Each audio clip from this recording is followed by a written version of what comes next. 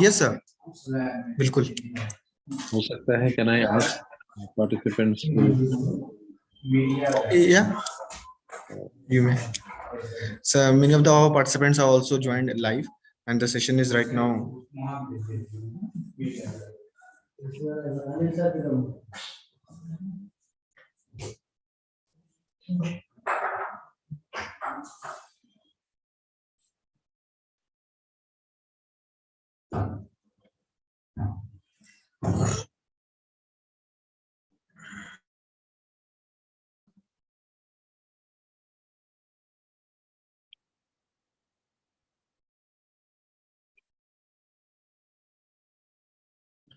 So a very good evening to each and everyone, our participants. Today we are with our well-known source person, Professor C.S. Sharma sir. I just welcome you, sir, and with a very nice and very burning topic. Let me introduce Professor C.S. Sharma sir. Presently, he is working as a dean in Indian School of Business Finance and University of London. And Professor C.S. Sarma sir, today he is going to discuss about understanding quantitative research. And C.S. Sarma sir, earlier he was the professor at Shri Ram College of Commerce, University of Delhi. He is a distinguished educator with a broad experience in India and overseas in teaching program developed, institutions building, financial performance, and the business development. Presently, he is working as a dean. He is also a author of 11 books and the 49 research paper. He has acted as a consultative capacity to the corporations, re-owned institutions of higher learning, and is sought after a speak note by in the research methodology, human behavior, and the finance. Formerly, he is engaged in teaching with the SRCC. He is also a director at Maharaja Agrasen Institute of Management Studies and JRE Group of Institutions. He has conducted numerous workshops and the training programs at the institutions like Punjab Police Academy, Ramanujan College, DU, NHPC, TISP Mumbai, CPDHE, Delhi University, Academic Staff College, Guru Jagdambeshwar University, MDU Rohtak, Manav Rachna University, National Academy for the Training and Research in the Social Security of the Government of India. So he's having a vast experience. I welcome you, sir. And dear participants, you will be getting the high knowledge regarding his quantitative research. Thank you, sir. Over to you. Good evening, everyone. Dear friends, good evening, Parul. Good evening, sir. Nice to see you again here. Very nice. Okay. I think we can start the discussion on understanding quantitative research. I'm sure that the participants have already seen the 4 modules that you've uploaded. These modules are of about 15 minutes each. So can I assume this? The participants, can anybody tell me, has anybody watched these or not? We have at present 51 participants. 51 is the total number, out of which I think 3 are you. So, and 1 is Yes, me. sir.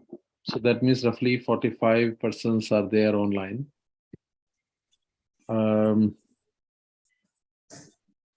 So tell me, has anybody seen the uploaded version of understanding quantitative research?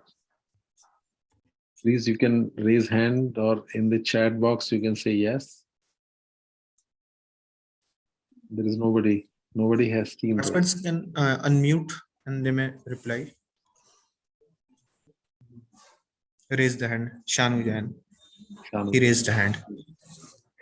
Okay, 1 person only out of 45. Nobody else has done it.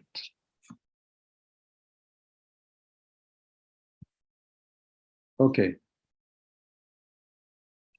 All right then, my dear friends. I think we can we can start our discussion on quantitative research now. Understanding quantitative research. Dr. Hema, thank you very much that you have really gone through this. You see, one lecture has already taken place with you, that is on qualitative research before. And I think this is the second part, understanding quantitative research. You know, can I ask a question from my participants here? What is the purpose of research? Don't give me the answer that we will be able to get promotion or a better job or something. What is the purpose of research? Can anybody come forward? I mean, Dr. Hema Jo, can you please unmute yourself? Dr. Hema?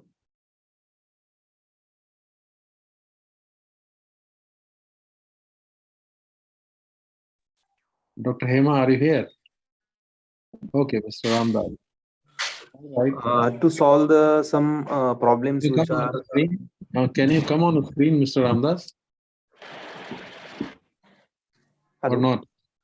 Can you come on the screen, Mr. Ramdas, Yes, so that I can see you? It should look like I'm talking to you directly. Yes. yeah. I think there is a problem in the video. Okay. All right. All right. Okay. Research will be done for the solving some social problems and to Okay. give some answers to the questions. Understood. Social problems and to find answers to some questions. Yes. What kind of questions? Like I'm feeling hungry and I want to find out a good restaurant. There are some I am from banking and finance, so there are various problems while giving the services to the customers. So bank want to know about their uh, liquidity position, like they want to rating of the bank. So is it possible to give the rating or publish the rating to the general public? So is it possible, or they can find some reasons, they can find some solutions. Is it possible? And it will give Solution to some the problem. suggestion. Understood, Mr. Ramdas. Very nice. Thank you very much. Anybody else who would like to throw some light on this? What is the purpose of research? Anybody else? Tangasamy? Yes, sir. Yes. To find out truth or fact finding, sir. Fact finding. Fact What finding is or truth? happening about some phenomena? What is happening? For ascertaining truth, sir. For ascertaining truth. Research is done for ascertaining truth. Okay. Good answer.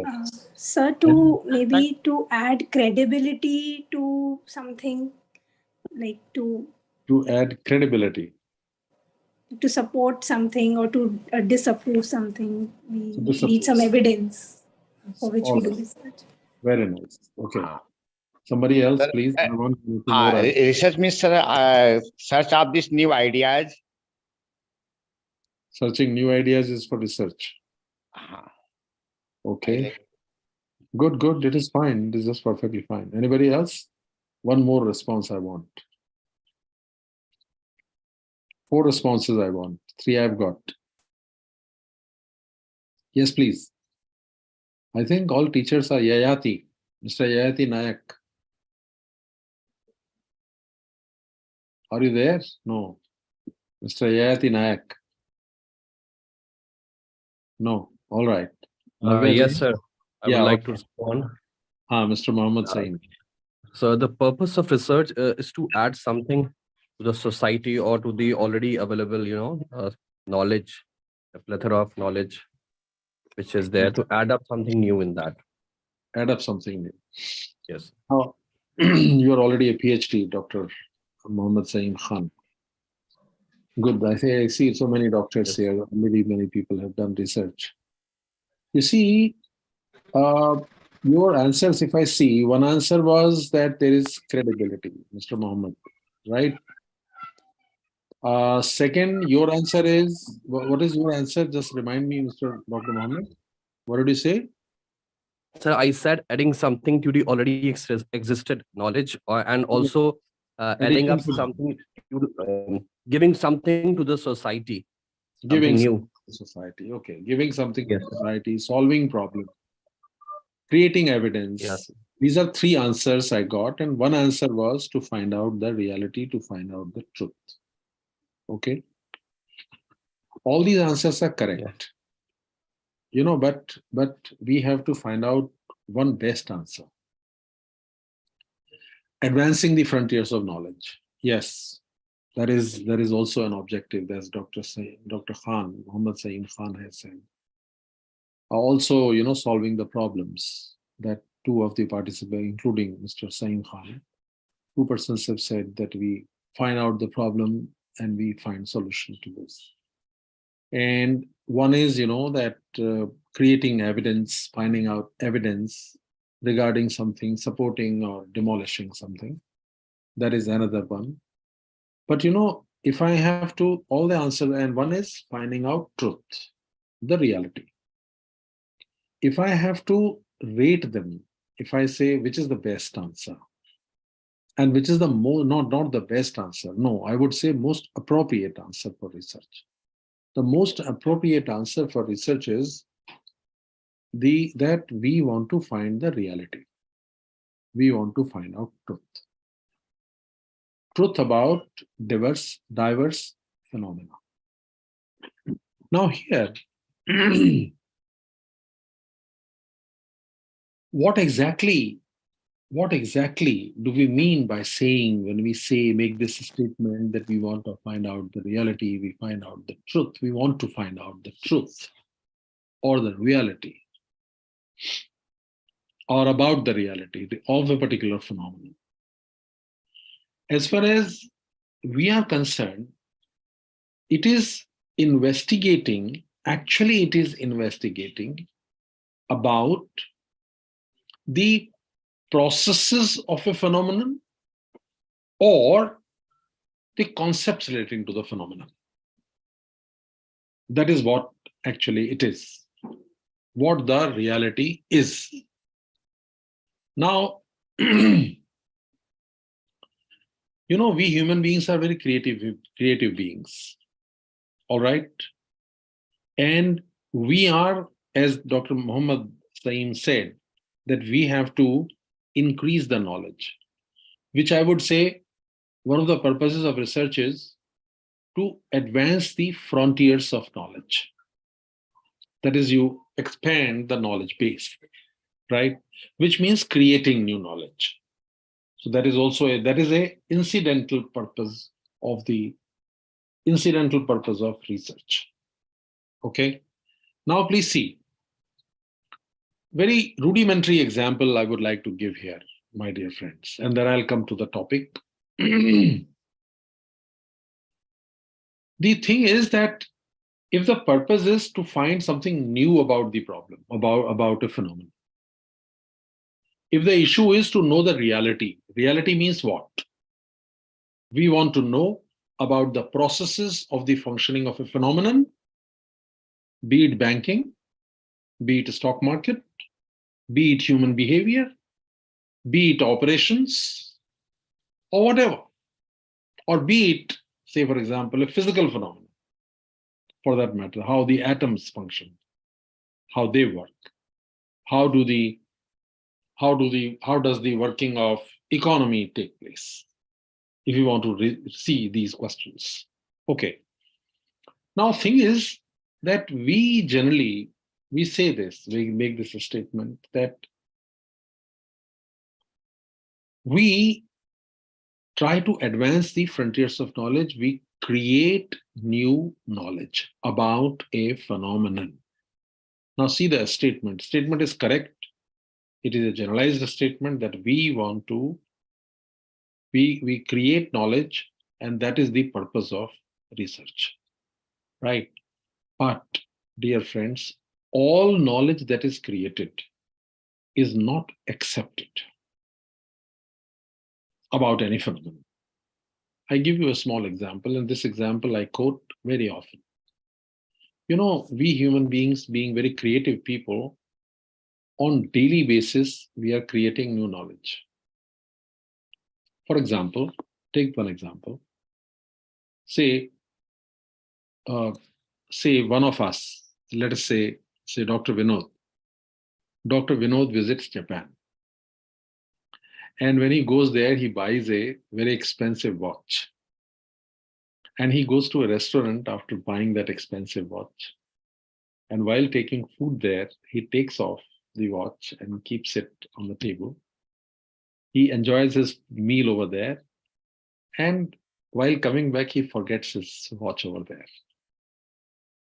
And after some time, he realizes, oh my God, I've forgotten my watch. And by the time he realizes it is already late evening, he cannot go back to the restaurant immediately to collect it, and it is expensive watch. So he thinks, okay, let me try tomorrow. And next day morning, he goes there, goes to the same restaurant, retraces his steps back there, goes there, enters the thing, enters the place, and he explains his problem to the person sitting over there. That, look, yesterday I had come and I forgotten my watch here. Oh, no problem. That person sitting over there directs him to the table where he was sitting. Well, look here, the watch is lying there on the table itself.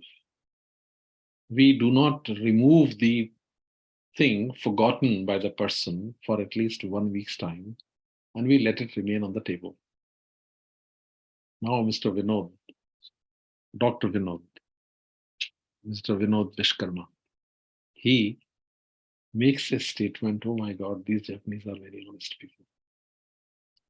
And this is the knowledge he has created now. Should it be accepted? Should this knowledge really be accepted? That is a question. No. He has generated new knowledge. He has advanced the frontiers of knowledge by making a generalization. And like this, we keep making generalizations, ladies and gentlemen. But can we accept this as knowledge per se? The answer would obviously will be no. We cannot accept the knowledge. The knowledge that has to be created about a phenomenon. The phenomenon is honesty of the Japanese. Right? Now, Dr. Vinod Vishkarma, on the basis of his single experience, has made a statement. He has concluded Japanese are honest people. And look, I have my experience. Now, should this knowledge be accepted or not? That is a question, my dear friends. So I say, Japanese are honest people. Should these be accepted? Answer is clearly no. But then what should be done for the purposes of making this knowledge acceptable knowledge? What should we do about it? So you would say the answer is that it has to follow a certain procedure, a certain process, so that it is acceptable to the scholars. All right? There is a science of knowing. And that science of knowing must be followed if the knowledge that you generate, create, has to become the acceptable knowledge. And my dear friends, we call it epistemology. Epistemology, I will discuss this in detail at this time. And from there, I will come to the quantitative research. Some aspects I've covered in the 4 modules that have been uploaded. But here I shall discuss the philosophical aspect of quantitative research. So, now the question is, dear friends, that here we have to first understand the epistemology. Epistemology is concerned with science of knowing, my dear friends. Epistemology is actually concerned with what we will say that how can we examine the reality? What is the process? How do we understand the knowledge? How we understand our own thinking in generating the knowledge? and how others think, how we can know reality, and what is the relationship between the researcher and reality. Technically, the word or the phrase that we use for this is epistemology. Epistemology is science of knowing. Epistemology is concerned with how we examine the phenomenon. That is the basic aspect, my dear friends. So now, one thing is very clear, that research is concerned about knowing reality of a phenomenon. Since we belong to commerce and management students, we are concerned with social phenomenon. So we will be concerned with the social reality of business. That is what commerce and management is concerned with. Social reality of managing organizations, whether they are profit-making organizations, non-profit-making organizations, or it is the management of manufacturing organizations, service organizations, educational organizations, or whatever. And of course, commerce, which is creating value by creating different type of utilities. I'm sure you know about it. So, my dear friends, two things we have to understand here before we proceed, before we understand what quantitative research is about and what are the philosophical roots of quantitative research. And these two things are, number one, as I've said to you, one is epistemology. Epistemology is, in very simple words, what is epistemology gives us, what is acceptable knowledge. That is all. In 3 words, what is acceptable knowledge? There is the 4 words. Explain the word meaning of epistemology. It is actually concerned with how we try to know. It is concerned with science of knowing. And second thing, my dear friends, is the ontology. By ontology is concerned with the nature of reality. What is the nature of reality? Actually, it is concerned with what is reality. So I would use a phrase here. Ontology is concerned with claims and assumptions. Please mark my words. Claims and assumptions about the nature of social reality. Nature. What is the nature of social reality? I will come to the explanation of this nature of social reality. It is actually concerned with what is in existence and what is the nature of existence, my dear friends. Please note this.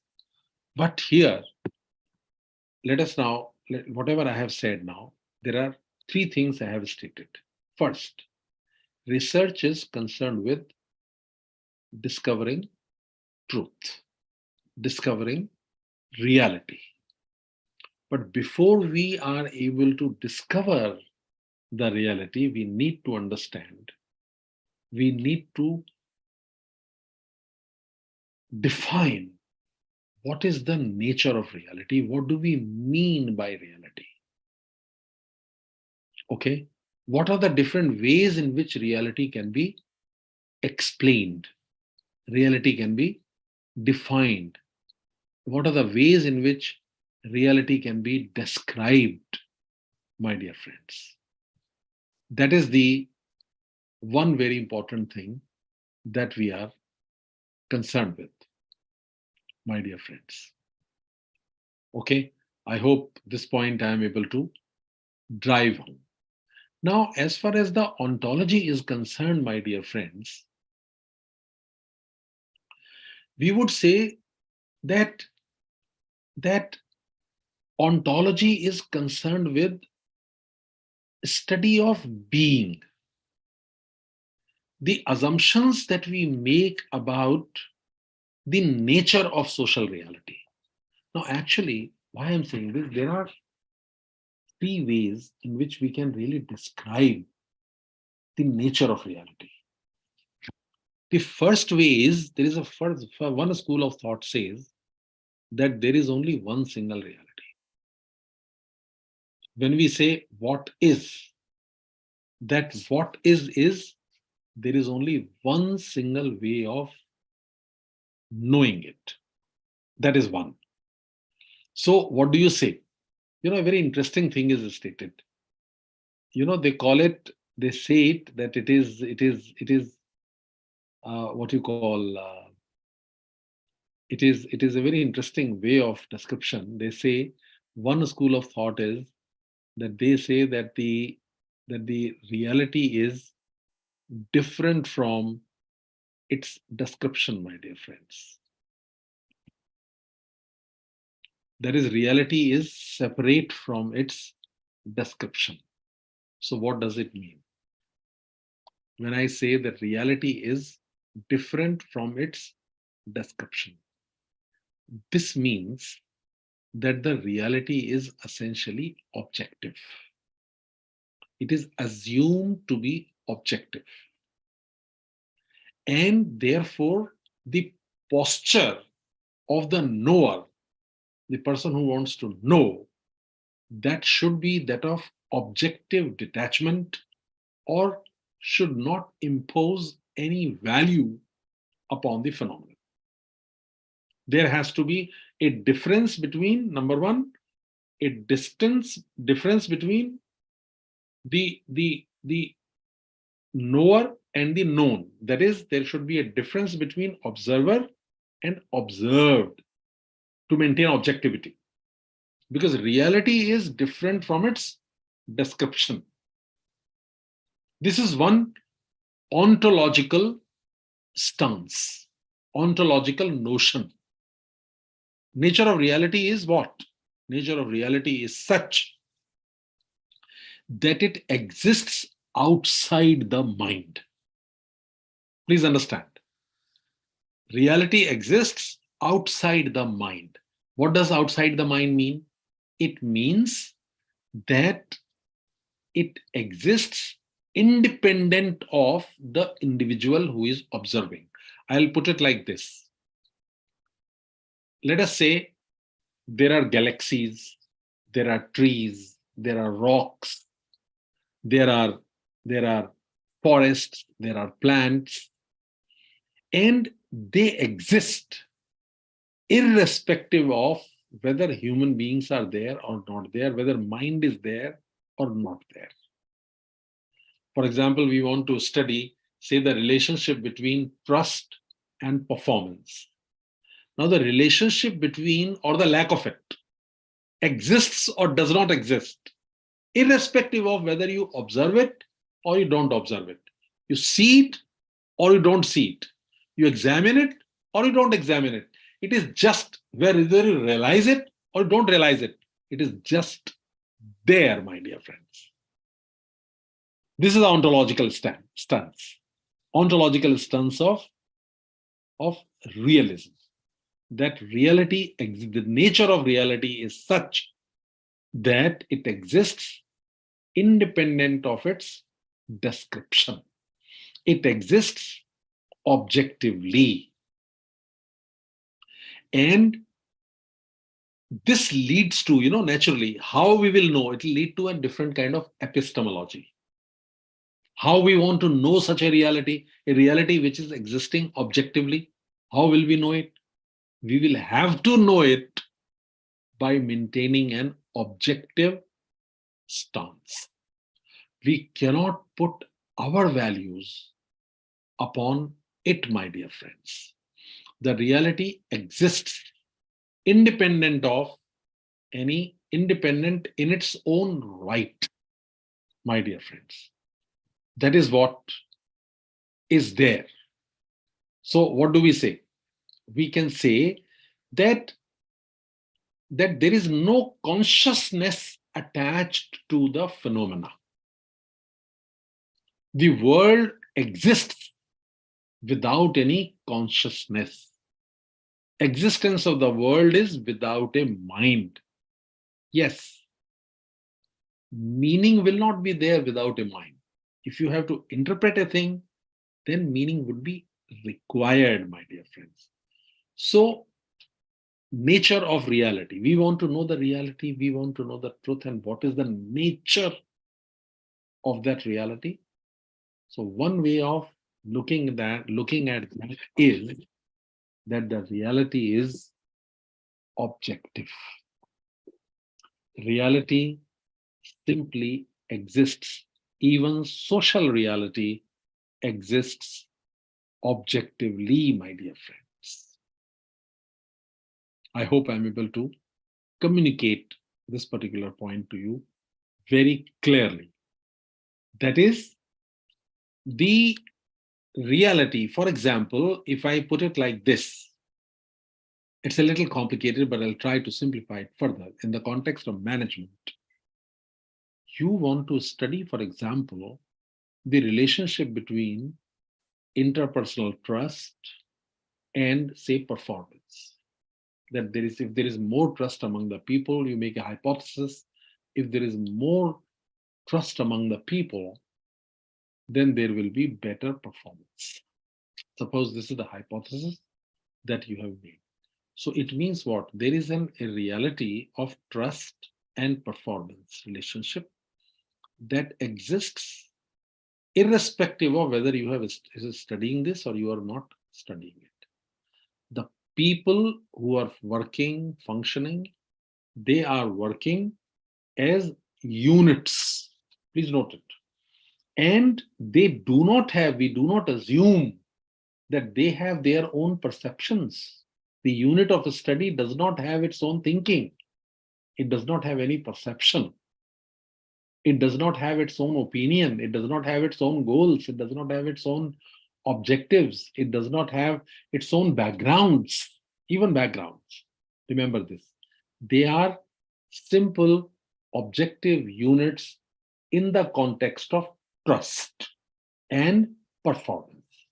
We shall try to find out the trust in those social units, and we shall try to find out the performance of those social units. Now we are moving epistemologically. Look, see, when I say how we will try to know, the nature is absolutely objective. The nature of the reality is objective. So this is first aspect, my dear friends.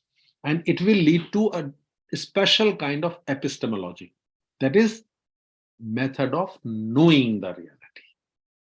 Now comes this is one aspect of the one ontology, one way of looking at the nature of reality.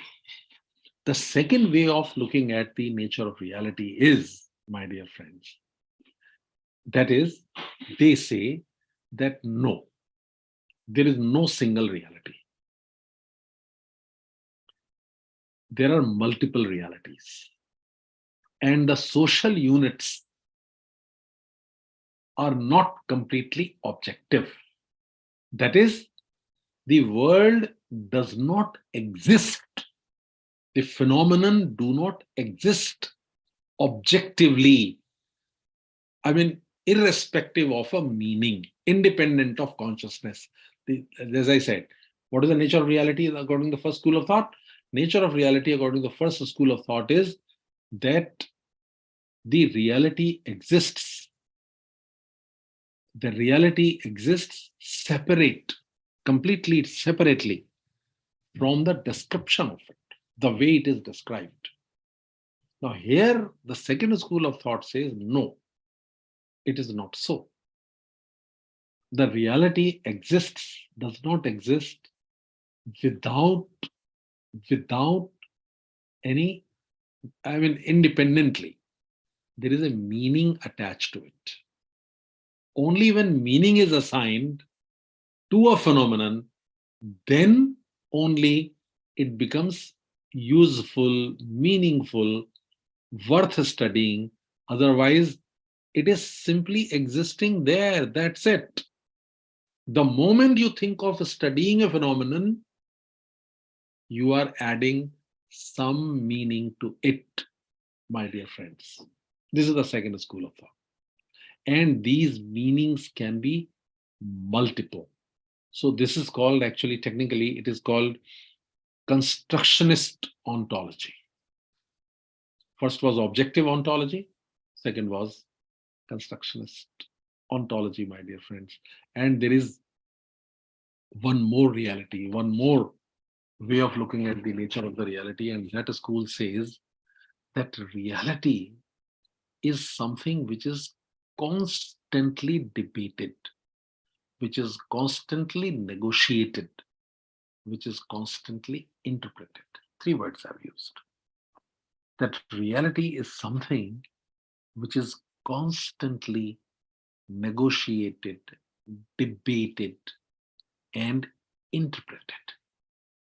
So when we are talking of research, we want to find out, discover the truth about the phenomenon, whether social phenomenon, or we try to discover the physical phenomenon, whatever we try to discover.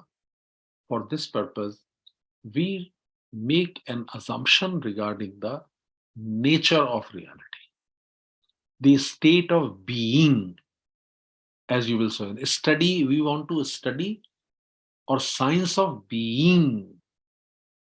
And for that, there are 3 schools of thought, as I said. One is the objectivist ontology, called realism. Second is, as I said, there are multiple way of looking at the things. And the third is that reality is something which is constantly negotiated, debated, and interpreted, which means there is no final reality. There is no final truth. The objective view says there is a single objective truth which exists independent of any interpretation or consciousness. So these are 3 different schools of thought, my dear friends. And we will see how quantitative, from what the quantitative research that you generally do, which ontology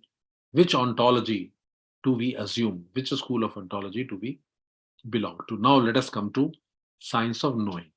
Now the assumption that you make about the nature of reality will actually decide, my dear friends, how you will generate, method of generating the acceptable knowledge. Now, as I said to you,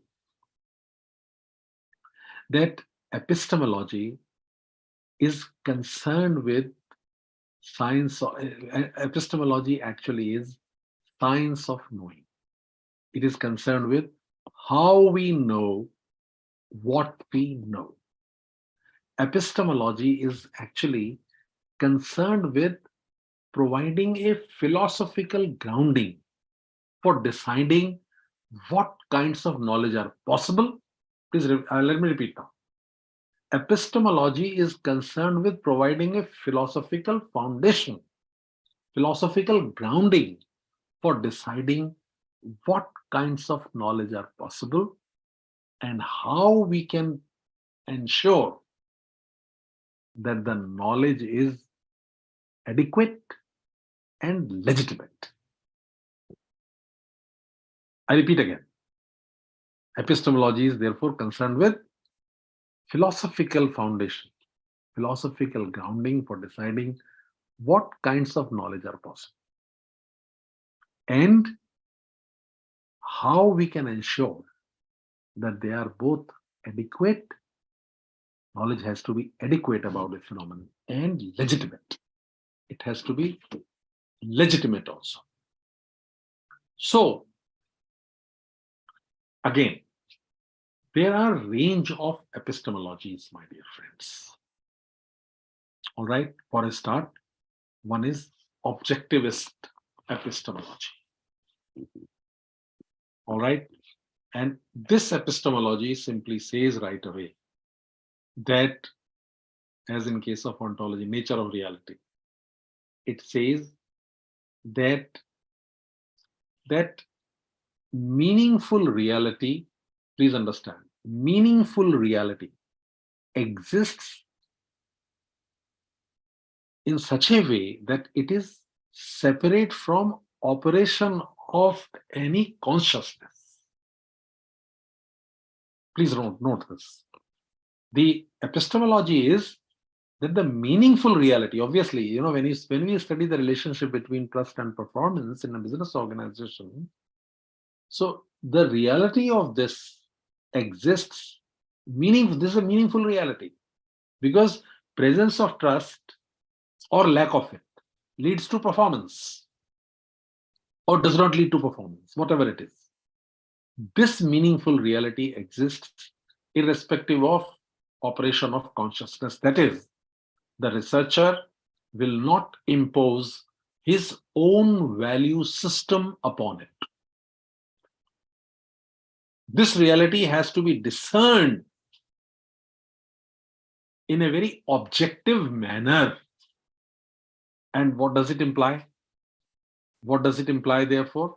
It implies that everything has to be done in such a manner that the views, opinions, perceptions, thinking, background, biases of the researcher do not enter into it.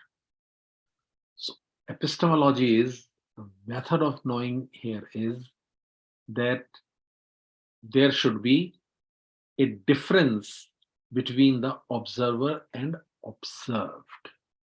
And number two, it should rest upon the principle of observation through the five senses, my dear friends. That is what this school of thought simply says. So objectivist epistemology gives us a method of knowing that we can know the phenomena, know the reality, objective reality, in an objective manner by keeping by way of observation. By way of observation, which is confirmed, my dear friends, by the five senses. It also means the epistemology says that the method of knowing should be such that the reality is tangible. Please notice that. Okay. And second epistemology, another epistemology, we call it constructionism. And this constructionism completely rejects the objectivist method of knowing.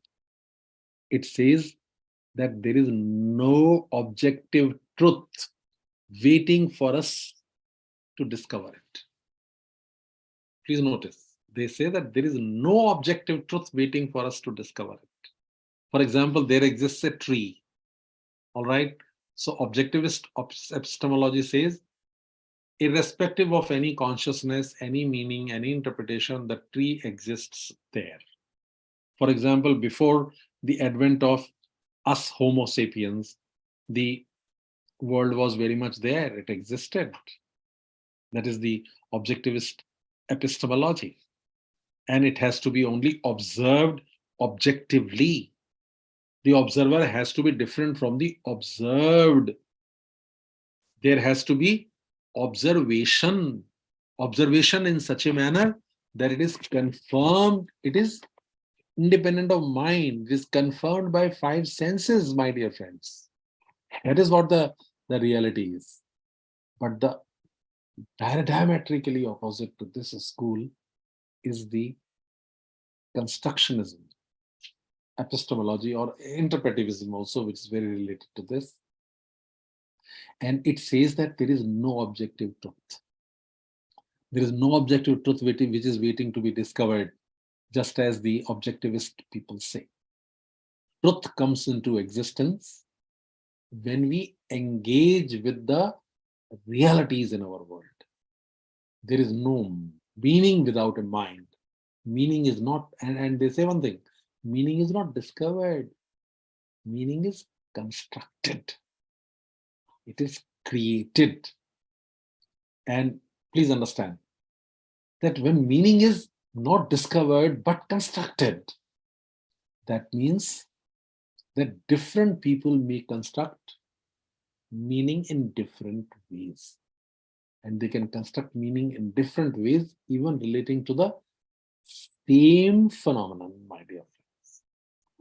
This is the second one, second epistemology. All right, we call it constructionism. There is one more epistemological stance which says that actually, again, there are two schools of thought here. One school of thought says that the third way of looking at it is what they call the subjectivism school of thought. And this subjectivism school of thought says that meaning does not come out of the interplay between subject and object. Please notice that. In constructionism, one idea that is there is meaning is not discovered, it is constructed. When we say that meaning is constructed, it means that the reality comes out of the interaction between the object and subject. Please note that. When there is some kind of interplay between the observer and the observed, that interplay leads to creation of a meaning, for example. A tree, for example, if you see outside, for example, trust and performance, as I was saying, the meaning of trust and performance will not come unless there is an observer, and the observer observes it in its own way. जैसे एक और अच्छा example देता हूँ आपको मैं. One more example I would like to give you. Say, for example, you want to study, say, the reasons for divorce. Say, for example, this is a sociologic question, but let us take this. What are the reasons for divorce? So what would you do? One way is you are trying now to create a reality. Reality of divorce is there. And how do you want to study the process through which the divorce takes place?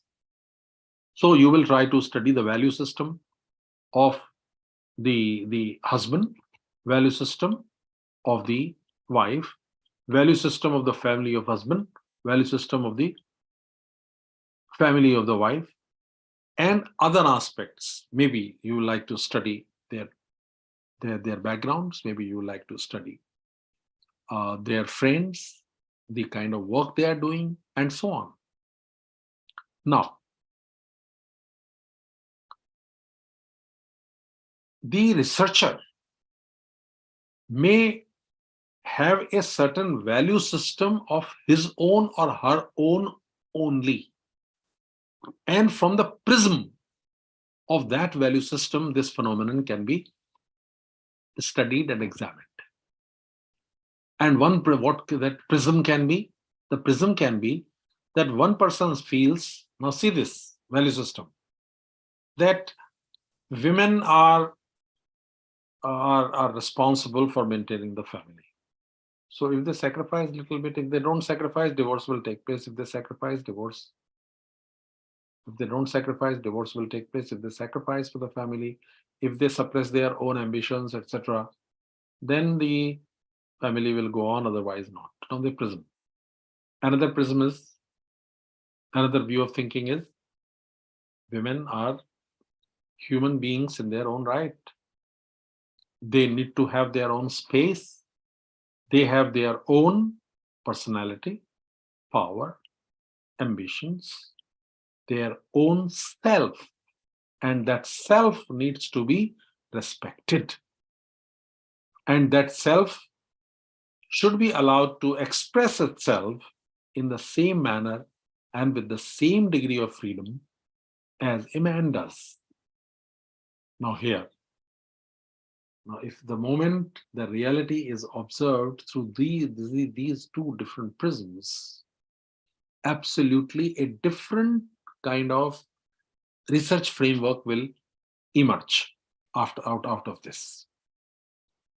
But please notice that the reality of divorce is being examined through the interplay between the observer's perspective, observer's paradigm, observer's way of thinking, or the prism through which the observer is observing. All right. So the meaning of that phenomenon of divorce will be created with the help of, or because of, through the interplay between the subject and object.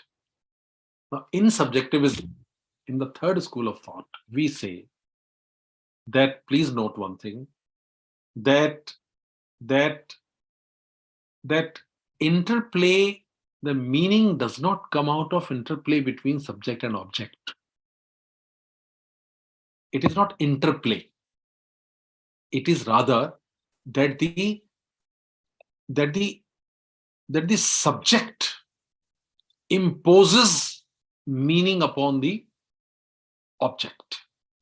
The subject, for example, interplay of divorce between the value system.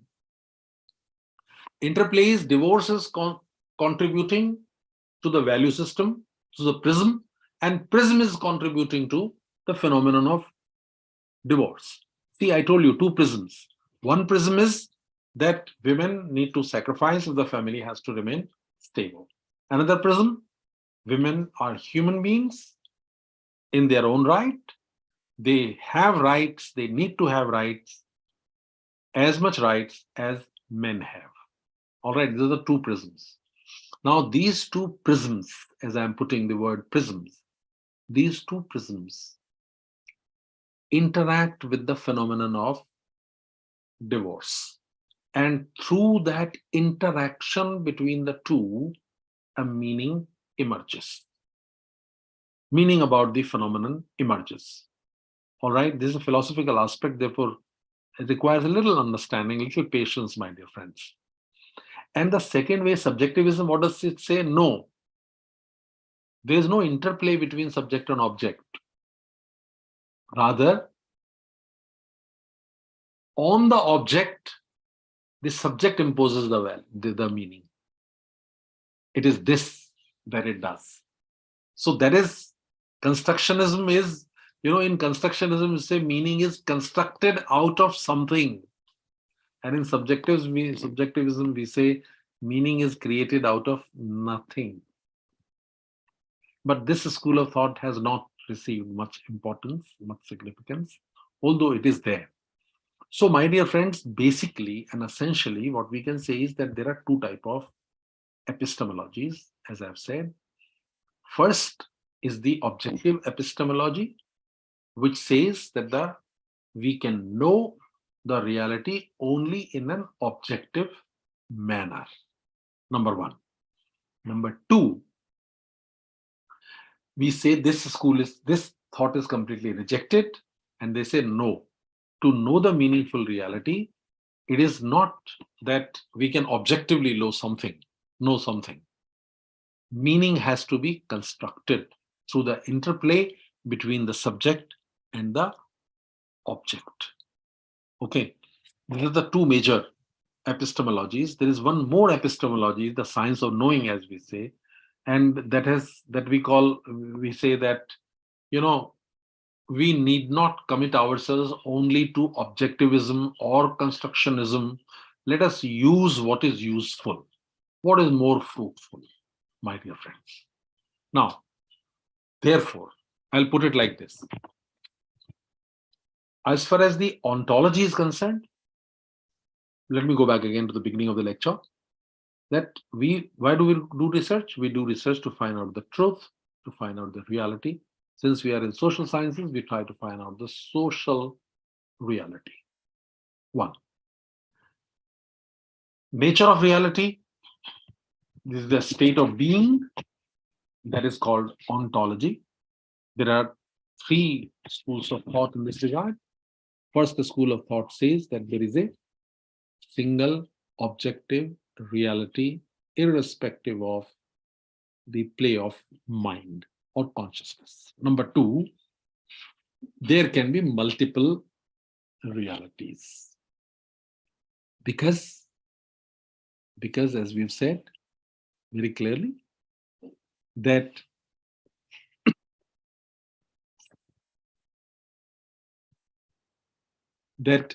reality exists. Reality does not exist without the mind. Until the meaning is given, the reality has no meaning. And since different people can have different meanings of the same phenomenon, therefore there can be multiple realities.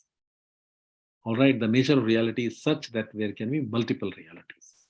And thirdly, we say reality is something which is constantly debated, which is constantly negotiated, which is constantly interpreted. Nothing is final. And as far as the epistemology part is concerned, what is epistemology? How do we get to know the reality? So, how can we get to know the reality? One way is that we get to know the reality by saying that in an objective manner. All right, one word. Or by constructing the meaning of the reality. Constructionism. Second school of thought. And third way of knowing is you combine the two. Whatever is required, you do. Now, my dear friends, having understood this,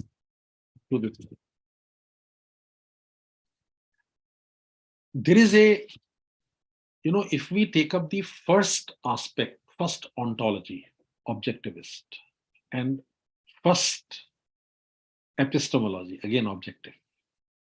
That is, we have to, reality is objective, irrespective of the consciousness. And it has to be observed through the five senses in an objective manner as independent of the mind, independent of the consciousness. Now, this school of thought is known as positivism. And these two aspects, that the reality is objective and the observation of the reality has to be objective only.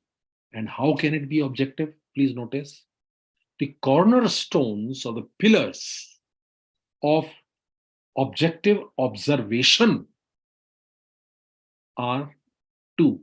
Number one, observation through five senses. The reality is only that which can be experienced by five senses. Something which is not experienced by five senses does not exist. Understand this. And as a result of this, theology, aesthetics, they remain outside the purview of the study of science. Because they are concerned with what?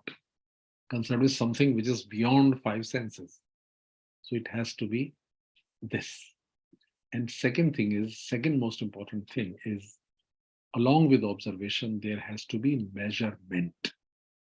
Observation and measurement. Observation to the five senses and measurement. And we go to the extent of saying here, my dear friends, something which cannot be measured does not exist. Okay. Now, this is what positivism is about. There are a few more aspects, associated aspects of positivism. Positivistic philosophy of knowing. That number one, there has to be observation through the five senses. Number two, there has to be measurement. Number three, there has to be a separation between observer and observed. Now, for example, why I'm emphasizing this? Emphasizing this because in constructionism, we say that we can know reality. Please listen to the words now. We can know reality through the subjective interpretation of the researcher. Please notice, not objective, subjective interpretation of the researcher of the social phenomenon. For example, there is a method within a part of constructionism called ethnography. In that method, what happens is that the researcher goes and becomes the part of the group that he is trying to observe. For example, if he is wanting to study, say, for example, the norms of behavior of prisoners in the jail. So in this method, what that person will do, he will go into the jail and will live there as a prisoner, as one among them, and keep taking notes every day, whatever he is observing. Now, in this method, how this method is described. It is ethnography, a very interesting way of describing this. And they say that ethnography actually is the subjective description by the researcher about the observed in the world of observed. Now, please see. It is what? Subjective description of the world of others by participating in the world of others. It is like that. But that kind of thing is not allowed in the positivist approach. Reality is objective, and therefore there has to be a difference between observer and observed. The personal values, the perceptions, the biases, the likes and dislikes of the researcher are not permitted at all in this. Okay? And there are the other things added to this. The other things added to this are that it should be the knowledge that you generate should be testable, should be repeatable. If it is not testable or repeatable, even then it is not acceptable knowledge. So these are some of the aspects of positivism. Now, only way in which positivist thought can be implemented is through quantitative research, my dear friends. So it is the positivist, I've just given you the one aspect of positivist thought. There are other aspects of positivist thought like Vienna Circle, for example, or Karl Popper's theory of falsification. I'm not discussing that because time is short, but fundamental idea of positivism I have given to you. That is, ontology is objective, epistemology is objective. The focus is on observation, and objective observation, mind you, measurement. Without measurement, it is not possible. And you remember this one thing very importantly. From where has this idea of observation, measurement come? It has come from Galileo. Galileo said that all phenomena can be studied with respect to 4 things. And these are size, motion, location, size. There are 4 things. I'm remembering only 3 right now. Size, shape, location, motion. Now, please see this. He says that these 4 things can be quantified about the phenomenon. Any phenomena, any physical phenomena of the world these can be done, and this can be described mathematically.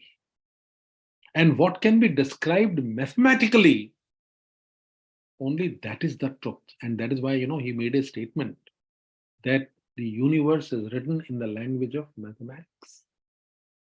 Now, for example, there is example that is given in this regard. Say, for example, there is a tree in the forest, okay? And the tree falls. Now, when the tree falls, then it creates vibrations, motion that can be measured. Its location changes that can be measured.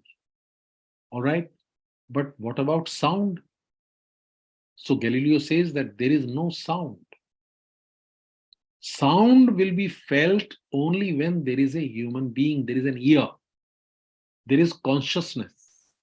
So he said the subjects relating to what they say 5 senses, subjects relating to the taste, seeing, touching, sound, these things are beyond the scope of mathematical capturing. If you can capture them mathematically, well and good.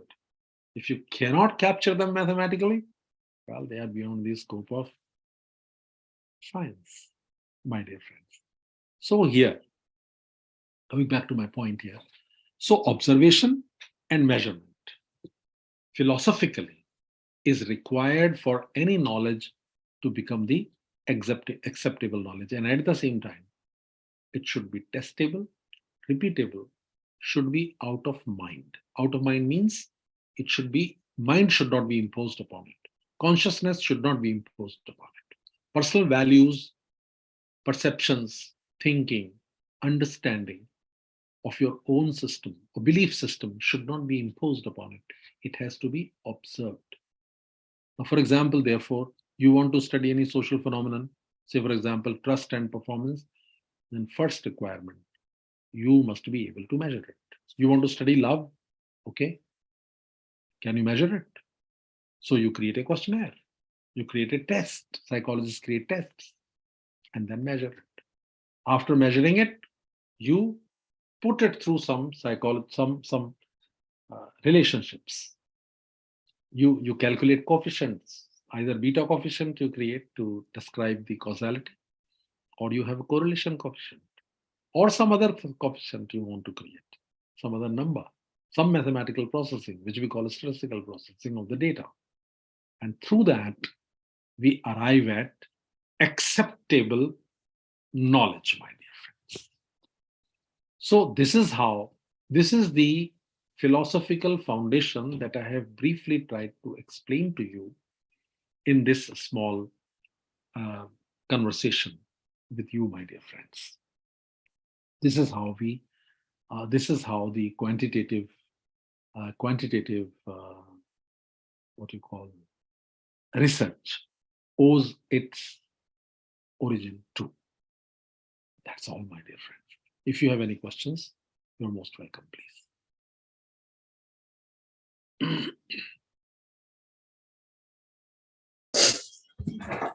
Thank you, sir. Now, participants, if you have any question, you may unmute and you may ask the question.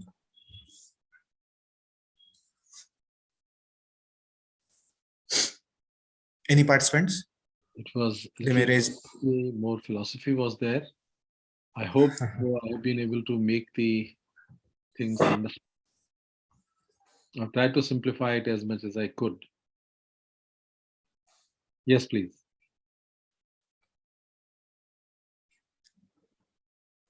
Participants, you can unmute yourself and you may ask the question. So either you have understood everything or you have not understood anything.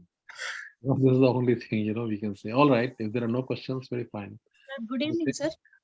Yeah, good evening. Please. Sir, in a nutshell, we can tell that the application of theoretical knowledge putting into practice with some numbers, sir. Please say again. Please say again. It is an application of, in a nutshell, we can tell that the application of theoretical knowledge putting into practice with some numbers, with some statistical tools. No. That is not what I mean. I am trying to say when you talk of the quantitative research, it is based on a certain philosophy. Philosophy of what reality is and how we can approach that particular reality. If you want to know the reality of any particular phenomenon, it is required that there should be, number one, approach should be objective. It should be based on observation and measurement. There should be a gap between observer and observed. And till the time, and that is how, and there has to be mathematical processing of data. Without that, the knowledge that you will generate, that will not be acceptable knowledge according to this particular paradigm. The objectivist ontology and corresponding epistemology lead to a research paradigm, and that research paradigm is quantitative research, quantitative method. I hope I am able to make you understand my point. Yes, sir. Dr. Kulkarni. Thank you, sir. I don't know. I mean, if was a question the same or you are saying something else? I think you are not. Yeah, the same, sir. Little bit words I got confused, sir. Okay, fine. All right, Dr. Kalyani. Yes, somebody else, please.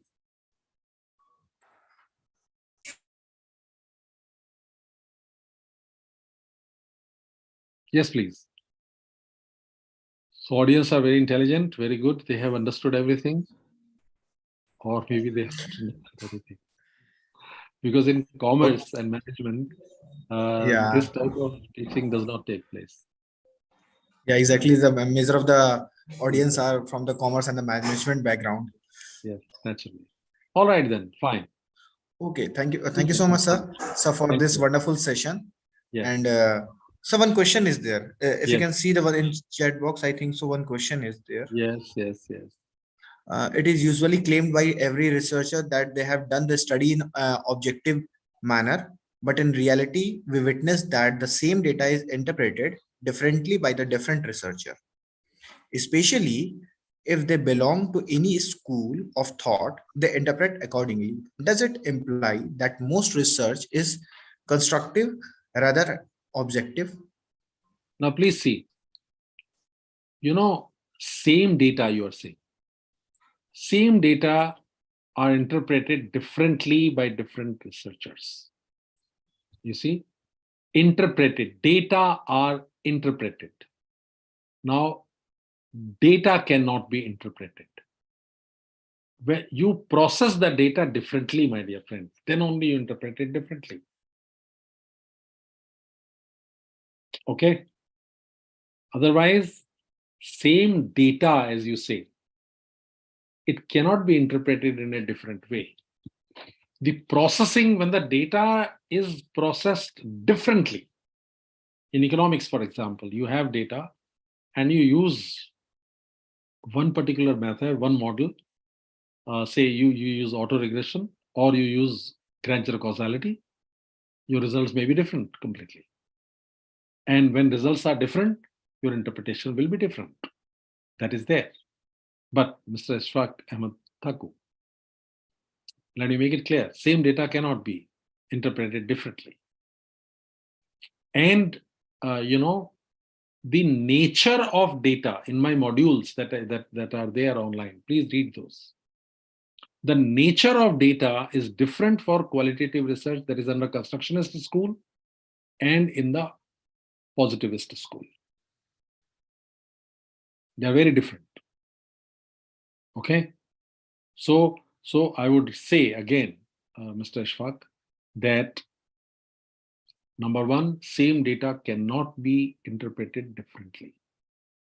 But if the same data is processed statistically in a different way, then results can be entirely, yes, different.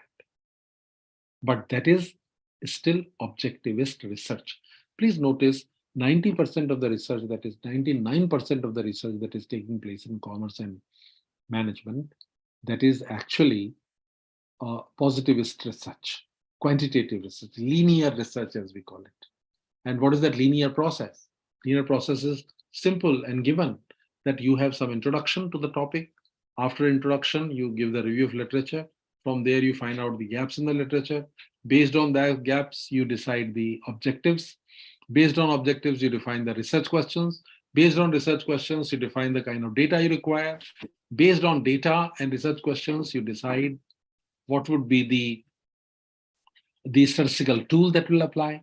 And based on the statistical tools that you apply, you arrive at certain coefficients. And interpretation of those the coefficients in the light of existing literature leads to your conclusions and discussion, and what that becomes the contribution to the knowledge by the researcher. This is a completely linear process which is given, which is followed by the quantitative researchers. Actually, the word quantitative is wrong. It should be positivist researchers. That is what it is.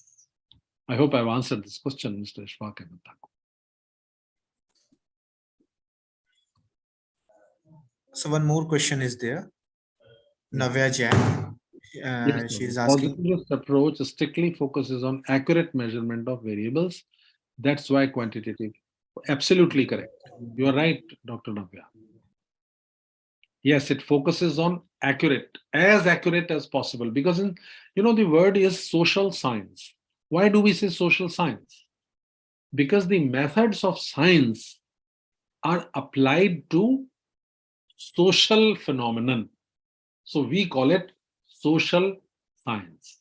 The methods which are utilized for the purposes of studying atoms and chemicals and molecules, and also the larger bodies like the planets, the same methods are employed for studying the social phenomenon.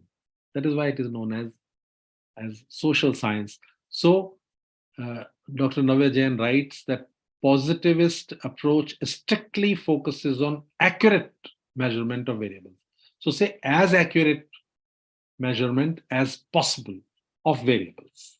That is why quantitative focus. Yes, correct. Because variables are social. Society is changing. Human being is evolving. The consciousness of human being is evolving. So when we want to measure it, okay, it is quite possible the nature of variables changes, or some aspects of the variables or all the aspects of the variable are not covered. For example, commitment. At one time, organizational commitment was seen only as simple two aspects, the motivational aspect and the work aspect. Then they added another, and they added another. Now there are 3-4 aspects, including job involvement, that have become part of the organizational commitment. So the focus of the concept of organizational commitment has got expanded. All right. So not one final, it can change also. I hope, Mr. Navya, I have answered your question. Yes, please. Thank you very much for the compliments by Paridhi, Mr. G. Chandrasekhan, Paresh Bora, Dr. Maheshwari, Dr. Vinod, and many others. Yes, very nice. All right, dear friends, thank you very much. If there are more Thank you so questions, much, sir. we'll ask. Yes, please. Yes, Mr. Murugan, thank you very much. Nice of you to have written these nice words. Okay, Yes, sir. there is the post-relevant doubts and queries related to this session. Acha, okay. Kindly refrain from posting good evening. All right. Yeah, that's a greeting. So thank you so much, sir, for this wonderful session. As you have answered solved the various queries asked by our participants. Thanks a lot for this live session. Yes, okay. Thank you. Thank you. I would say that the participant should now, with this lecture in mind, should listen to the 4 modules that you uploaded. They will get a better understanding of this. Yes, thank you very much. Sure, sir.